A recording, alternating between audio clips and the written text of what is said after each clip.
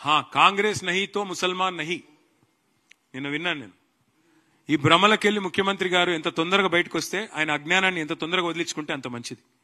Doctor Babasaheb Ambedkar రాసిన రాజ్యాంగంలో article 25 నుంచి 28 దాకా స్పష్టంగా అందులో రాసినది ఎవరు ఏ ధర్మాన్ని ఆచరించాలనుకుంటే ఆ ధర్మాన్ని ఆచరించవచ్చు.